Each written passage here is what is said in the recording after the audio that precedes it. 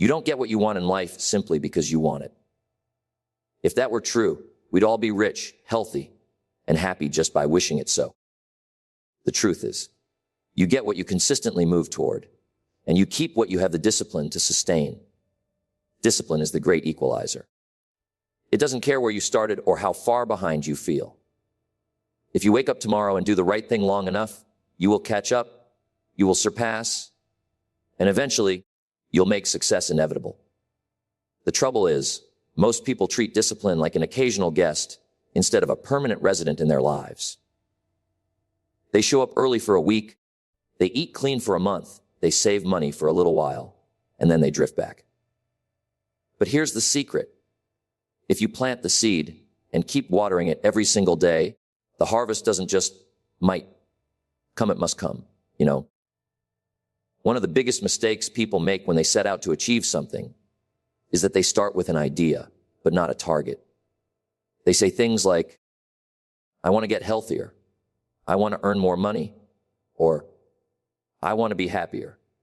And while those intentions sound good, they don't have the power to move you. Why? Because they're vague, and vague goals produce vague results. Let's imagine you get into your car and say, I'm going somewhere nice. Well, that's fine, but where exactly? Without a specific address, you can drive for hours and end up right back where you started, out of gas, and wondering why you're not there yet. That's exactly how a lot of people live their lives. They're moving, but not aiming. And movement without aim isn't progress, it's just activity. A clear goal changes everything. It gives your discipline a reason to exist. If you tell me you want to get fit, I can't help you much. But if you tell me you want to run a 5K by October 1st, now we have something to measure, something to train for, something that demands daily action. That's the magic of clarity. It creates urgency, focus, and a roadmap. When you get specific, your mind gets to work in a different way. It starts looking for solutions instead of excuses. Say you decide to save $10 in 12 months. That's $833 a month. Now you know exactly how much you need to set aside weekly, daily, even hourly. Suddenly, the goal isn't a dream floating in your head. It's a number you can chase. But here's something important. Specificity doesn't just tell you what to do. It tells you what not to do. When you have a defined goal, distractions become easier to spot. If your aim is to run that 5K, skipping training for 3 days in a row stands out. If your aim is to pay off debt by December, an unnecessary $200 purchase suddenly feels heavier. Without a clear goal, those same choices might slip by unnoticed because there's nothing concrete to measure them against. Think about professional athletes. They don't train to get better in some vague way. They train to beat a specific time, lift a specific weight, hit a specific score. That's why their discipline holds. Because they know exactly what they're chasing, and they know when they've won. Another thing, a specific goal gives you an emotional pull. It's not just, I want more money. It's, I want to take my family to Italy next summer without worrying about the bill. That kind of clarity doesn't just engage your mind. It engages your heart. And when your heart is involved, discipline becomes much easier. The clearer your goal, the easier it is to engineer the steps to get there.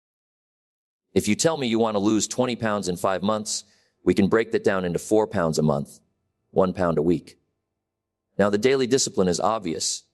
Maybe it's tracking calories, exercising for 30 minutes, and drinking enough water. The steps are no longer guesswork. They're calculated, and that calculation builds confidence. If you want discipline to stick, you have to give it a destination. Because here's the truth, the human mind is a goal-seeking machine. Give it a precise target, and it will go to work. Starve it of specifics, and it will wander. And wandering is the enemy of discipline. So before you do anything else, sit down and write exactly what you want. Not in fuzzy, feel-good terms, but in hard, measurable, clear language. Put a date on it. Put a number on it. Make it so specific that if someone else looked at it, they could tell you whether you hit it or not. Because once you have a clear destination, your discipline will know where to take you. And when your discipline knows where to take you, the results stop being a matter of chance. They become a matter of time. If there's one myth that ruins more dreams than anything else, it's the idea that you have to take giant leaps to change your life. You see it all the time. Someone gets motivated, and they try to overhaul everything in 1 week. They join the gym, buy every piece of workout gear, switch to a strict diet, start waking up at 5 a.m., and read 3 books at once. And for a few days, it feels exciting until reality catches up. They get tired, life interrupts, and suddenly all that energy disappears. They're back to square one. The truth is, discipline isn't about doing everything at once. It's about doing something every single day, no matter how small, no matter how unexciting. Small, non-negotiable daily actions are the building blocks of a disciplined life. Think about it this way: if you were building a brick wall, you wouldn't try to put up the whole wall in 1 day. That's exhausting and it wouldn't last. Instead, you'd lay 1 brick perfectly every single day. Over time, the wall would stand tall, strong, and unshakable. That's how discipline works, 1 brick at a time. The problem is, most people underestimate the power of small actions. Reading 10 pages of a book doesn't seem like much, but do it every day, and in a year you've read 50 pages. About 15 to 20 books. Saving just $5 a day might not seem life-changing, but in a year, that's 825. And the real magic isn't just in what you save or read. It's in what you become. You become someone who keeps promises to yourself. And that identity is worth more than any single result. Here's why non-negotiable matters. If your daily action is optional, it will disappear the first time you're tired, busy, or distracted. But if it's a rule you live by, like brushing your teeth, you'll do it whether you feel like it or not. That's when discipline starts to stick. I knew a man who decided he wanted to get stronger, but he hated the gym. So he told himself, every morning before my coffee, I'll do 5 push-ups, just 5. It was too small to say no to. After a week, he started doing 10, then 20. In 6 months, he was doing over 100 push-ups without missing a day. He didn't start with a massive, complicated program. He started with something so small it was almost impossible to skip. And that's why it worked. The beauty of small daily actions is they eliminate the need for bursts of motivation. You don't have to be fired up to do 1 push-up, read 1 page, or drink 1 glass of water. And once you start, you often end up doing more. Momentum is powerful, and small actions are the easiest way to start it. People often say, I'll work on my goals when I have more time. But here's the truth. You don't need more time. You need more consistency. 15 minutes a day beats 2 hours once a month. Daily effort compounds, and compounding is the secret ingredient that turns average effort into extraordinary results. And yes, there will be days when you don't feel like it. There will be days when you're tired, stressed, or in a bad mood. That's where the non-negotiable part saves you. If your daily action is locked in as a rule, you'll do it even when you don't want to. And those are the days that count the most. Because discipline is built in discomfort, not convenience. So here's the challenge. Pick 1 small daily action that supports your goal. Make it so small you can't possibly fail. Then make it non-negotiable. No matter what happens that day, busy schedule, bad weather, low mood, you do it. And when you do, something amazing will happen. You'll realize it's not the size of the step that matters. It's the fact that you took it. Every day. Without fail. And that's how you become the kind of person who always reaches the finish line. Because you've trained yourself to never stop moving forward. If you've ever tried to stay disciplined in the wrong environment, you know how exhausting it can be. You tell yourself you're going to eat healthier, but the kitchen is full of cookies, chips, and soda. You promise to read more, but your phone keeps buzzing with notifications. You vow to save money, but your friends keep inviting you on expensive nights out. The truth is, even the strongest willpower will eventually crumble if it's constantly battling the environment. That's why guarding your environment is one of the smartest moves you can make for your discipline. Because here's the thing. We like to believe we act purely from conscious choice, but much of what we do is shaped by what surrounds us. If you're trying to change your behavior, It's not just about having more willpower. It's about making your surroundings work for you, not against you. Think about this. If you place a bowl of candy on your desk, how many times will you grab a piece without even thinking? But if you replace that candy with a bowl of fruit, the habit shifts without requiring a big mental battle. You didn't suddenly become a health saint.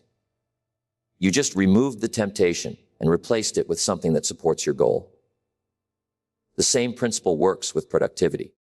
If you need to write, but your phone is on the desk, buzzing with every notification, you're making discipline harder than it needs to be. Put it in another room. Close your email tab. Clear your desk. Create an environment that whispers, focus, not distraction. One of the greatest secrets of high achievers is that they don't waste energy fighting temptation over and over. They design their surroundings so they don't have to. Instead of having to resist the wrong thing 50 times a day, they make it so the wrong thing simply isn't there. I remember hearing about a man who wanted to cut down on drinking soda. Instead of relying on sheer willpower, he made one simple change. He stopped buying it. It wasn't in the fridge. It wasn't in the pantry. If he wanted it, he'd have to leave the house and buy it. You can guess what happened. Most of the time, he didn't bother. That's how environment quietly strengthens discipline. The reverse is also true. If you want to add a habit, make it as easy as possible to start. Want to exercise in the morning? Lay out your workout clothes and shoes the night before. Want to read more? Keep the book on your pillow so you see it before bed. Want to eat better? Chop vegetables ahead of time and put them front and center in the fridge. Discipline doesn't have to mean constant struggle. Sometimes it just means making the right choice the easiest choice. Here's another key. Your environment isn't just physical, it's also social. The people around you can either fuel your discipline or drain it. If you're trying to quit smoking, spending your evenings with heavy smokers makes it 10 times harder. If you want to start a business, spending your free time with people who constantly complain about the economy will chip away at your drive. Guard your social environment as fiercely as your physical one. Surround yourself with people who make discipline feel normal, not strange. When you guard your environment, you set yourself up for victory before the battle even begins. You remove unnecessary friction and give yourself the best possible chance to win every single day. Discipline becomes less about superhuman willpower and more about smart design. And when your environment is working for you, discipline isn't something you have to fight for. It's something that happens naturally. One of the biggest misconceptions about success is that it's all excitement, inspiration, and breakthrough moments. People imagine that the road to their goals will be a constant highlight reel, new opportunities, big wins, and endless motivation. But anyone who's actually achieved something significant will tell you the truth. Most of it is boring. Yes, boring, repetitive. Unseen, it's doing the same thing over and over, long after the novelty has worn off. And that's where many people lose the battle. They can handle discipline when it's fresh and exciting, but when it turns into routine, they drift away. Discipline means showing up when you don't feel like it. It means doing the work when the work isn't fun anymore.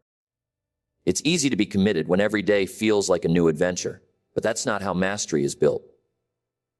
Mastery lives in the repetition. Think of an athlete training for the Olympics. You might see them win gold in a 10-second race, but what you don't see are the years of running the same drills, lifting the same weights, and practicing the same movements thousands of times. Those years are not glamorous. There are no cheering crowds during early morning practice, but without those countless, boring days, the victory day would never come. The same applies to business, learning, fitness, anything worth having. Writing a book isn't one big burst of inspiration. It's sitting down day after day, writing paragraph after paragraph, even when the words come slowly. Building a business isn't just about launching a great idea. It's answering emails, tracking expenses, and fixing problems no one else sees. Getting in shape isn't just about the first exciting week at the gym. It's showing up on cold mornings when every part of you wants to stay in bed.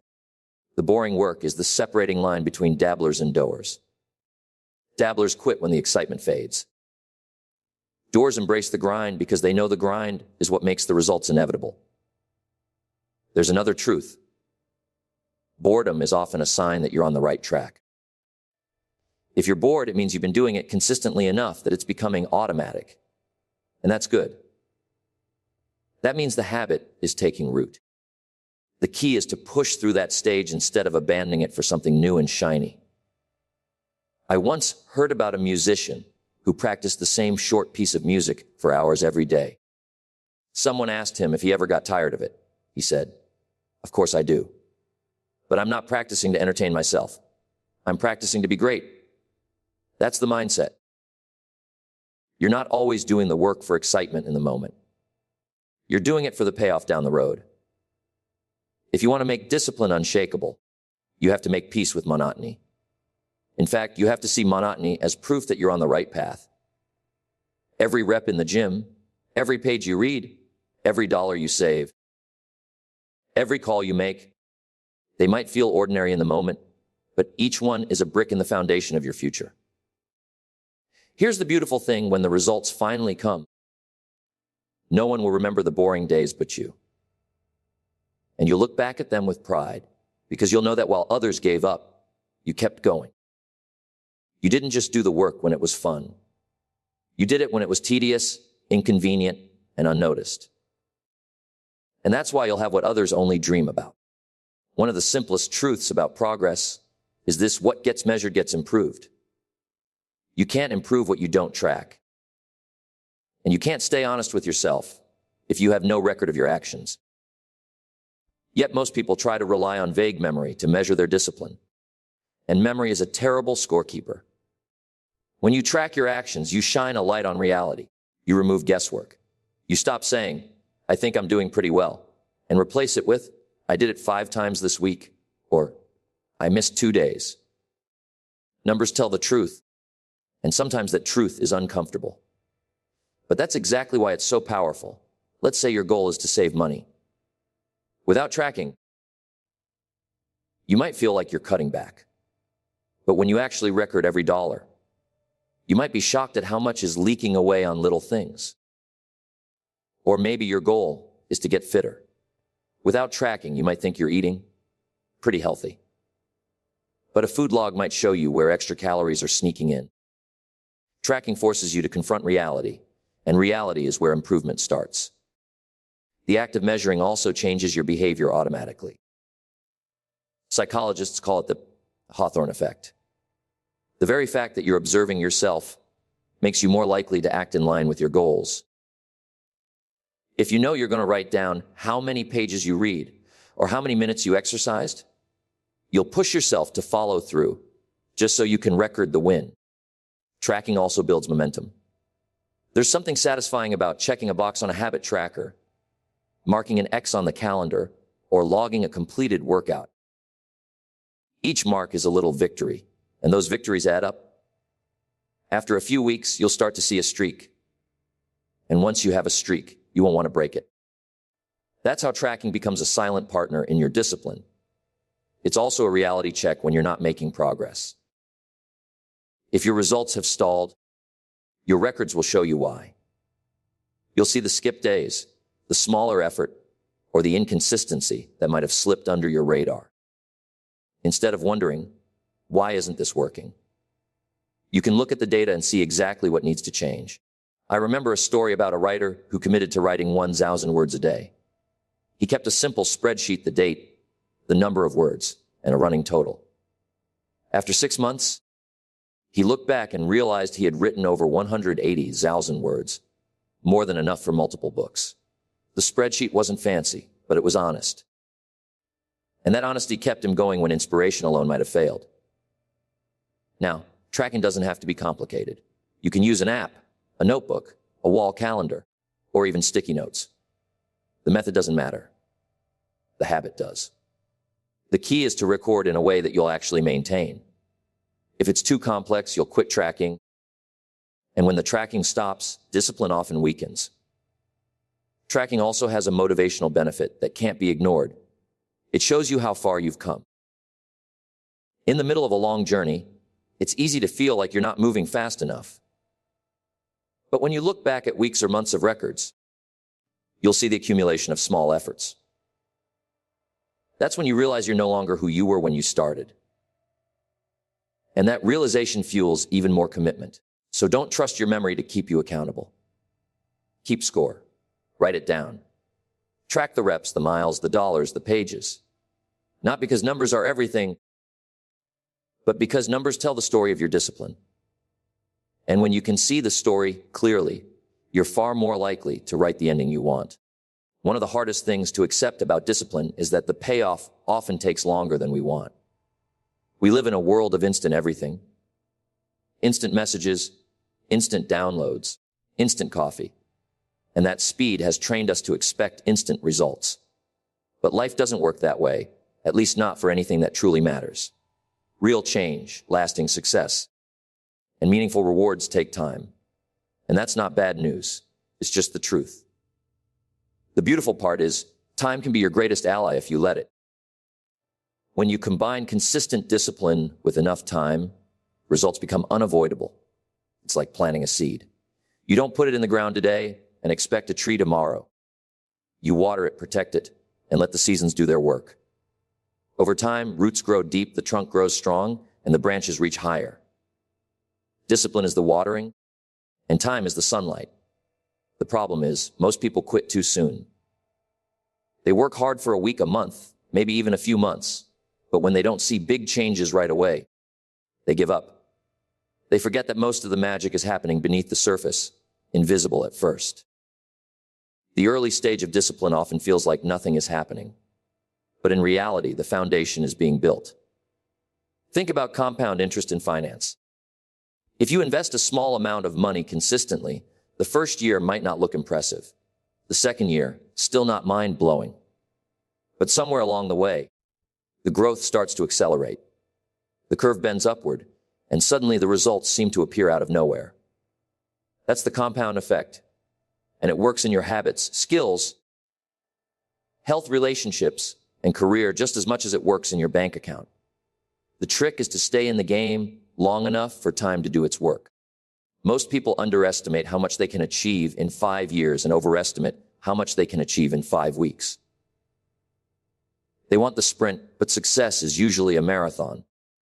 The ones who win are those who show up every day, rain or shine, trusting that each small action is another deposit in their future. Here's another truth. Time works both ways. If you consistently make poor choices, time will magnify those too. Skipping workouts, spending recklessly, neglecting learning. You might not feel the consequences tomorrow or next week, but give it enough time, and they'll catch up. That's why discipline is so powerful. It ensures that time is working for you instead of against you. There's a story about a man who wanted to learn the violin. He told a friend, "But if I start now, I'll be 50 by the time I'm any good." The friend replied, "You'll be 50 anyway. The question is whether you'll be 50 with the skill or without it." That's the perspective time gives you. Whether you act or not, the years will pass. You might as well spend them building something you'll be proud of. Patience isn't just waiting. It's what you do while you wait. Waiting without discipline is just wasting time. But disciplined action while time passes, that's where inevitability comes in. Because if you keep doing the right things day after day, and you give it enough time, you simply can't lose. The math is on your side, so don't be in a rush to see the harvest before it's ready. Trust the process. Let time work its quiet magic while you keep showing up. And one day, you'll look around and realize the life you wanted isn't something you're chasing anymore. It's something you're living.